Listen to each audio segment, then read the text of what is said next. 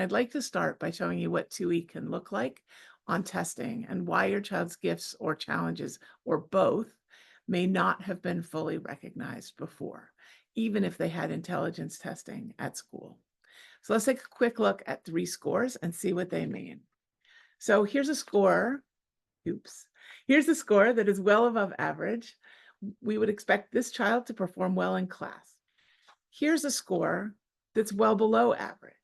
A student scoring in this range might qualify to receive accommodations or special education services. And here's a score in the top percentile.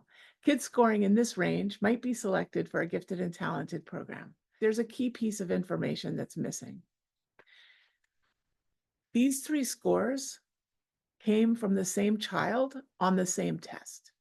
That middle number is very often the only number that schools are looking at when deciding on things like placements and supports.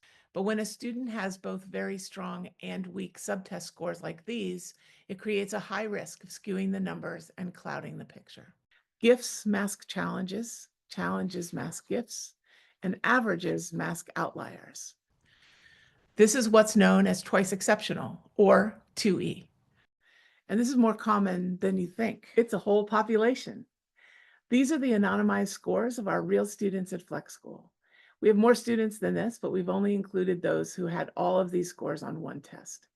If your child has had testing already and it doesn't feel like the results tell the whole story, I recommend having all of the scores reviewed by a qualified professional to get a more complete picture of your child's strengths and needs. And if you're not sure where to start, you can check out our free directory of professionals at 2E 101.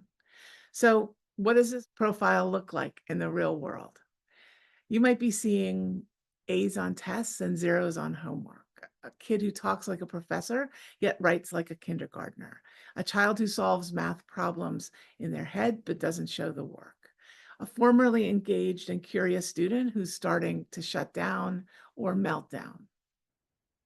But if you're seeing these signs, don't give up hope. Almost all of our students at Flex School were having one or more of these signs until they were correctly identified and got the right supports. There are evidence-based best practices that can really transform the school experience. The most important one is to focus on their strengths and let them know that you see their inner awesome. I learned a lot of this the hard way when 2 of my 4 kids were failing out of 6th grade. They needed something different, and that led me to start my own school over 10 years ago. We've learned a lot in that time, and I've made it my mission to share what we've learned with schools and parents everywhere. So we've curated our favorite 2E tools, expert tips, and resources. Just use the icons below or go to flexschool.net and click 2E 101. And if you're here because you're looking for a different school environment for your child, and you think this group looks like your child's people, I invite you to join me at a virtual open house to learn more about whether Flex School might be the right fit for your child.